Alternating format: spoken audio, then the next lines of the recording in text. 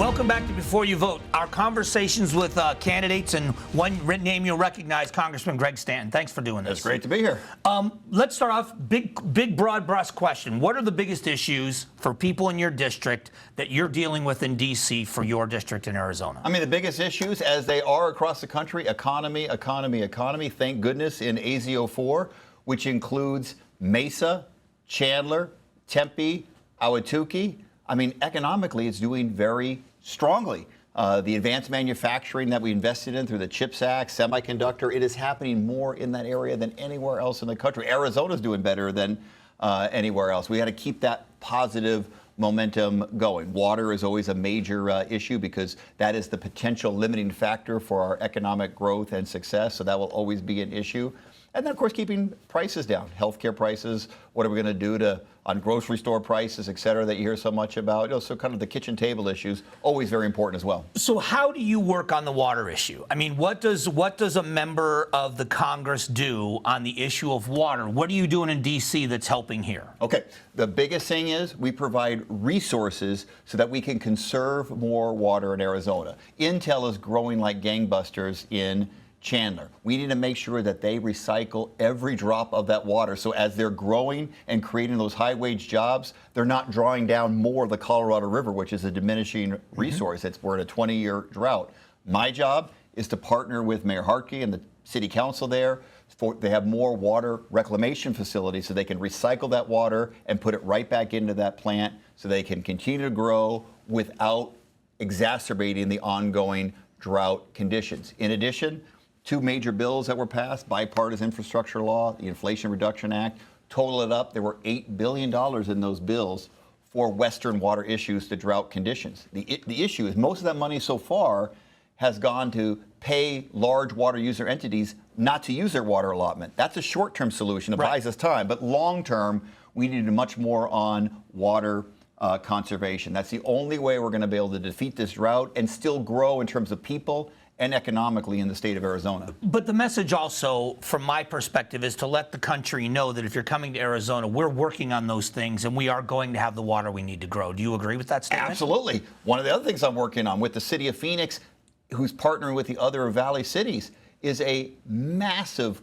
advanced water purification facility that will take wastewater and turn it into clean water without having to draw down more from the Colorado River. It will reduce their usage of Colorado River by 50%. That is more water that can be used for economic growth and the growth of population that is coming here. Long term, we need to do more in augmentation. Things like the desalinization that Governor Ducey was talking about. Long term, we've got to do that.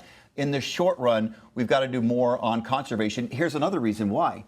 There are 7 other states that lay claim to that Colorado River. We are going to be having tough negotiations with them. When we do more internally, look in the mirror and say, what can we do more to conserve water? We will do better in those negotiations. See, you're reading my mind, because the next question was going to be about the disappointment where a state like Arizona has been doing this for so many years. Senator Kyle and the work he did years ago, but places like California that you would think environmentalism and all of these things would be the biggest issue. But we've done a much better job than places like California, in my opinion, and yet California doesn't have the restrictions that Arizona is going to have. Mike?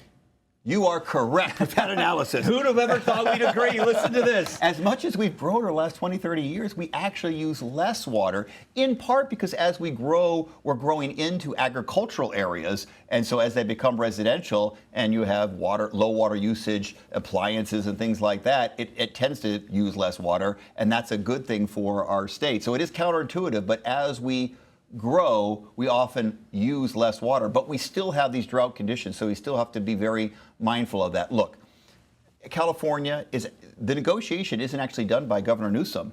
It's done by the large agricultural districts there, and they use a lot of water, and we need to use innovation and efficiency to help them use less water and still be able to grow the crops that they do. Same thing in Arizona. We want to support our farmers and agriculture industry by allowing them and supporting them and using drip systems and lower water usage so we can still grow our crops, maintain that way of life, but still use ultimately less water. We can do this. We can grow Arizona, grow our economy. It's just going to take a lot of investment in water infrastructure, and that's my job in Washington, D.C. All right, I've got 30 seconds left. I need a quick answer. Right. Quick answer. Are you confident there's going to be bipartisan legislation on the border issue and immigration significant enough to get something done the American people will believe in? Yes, I do. I actually believe that rightfully the pressure is on. We have to reestablish operational control at the border. I know there's been a lot of talk about the Senate bill, the bipartisan bill. I do believe that when we get through this election, whether it's the Democrats or the Republicans that win, it's going to be divided government.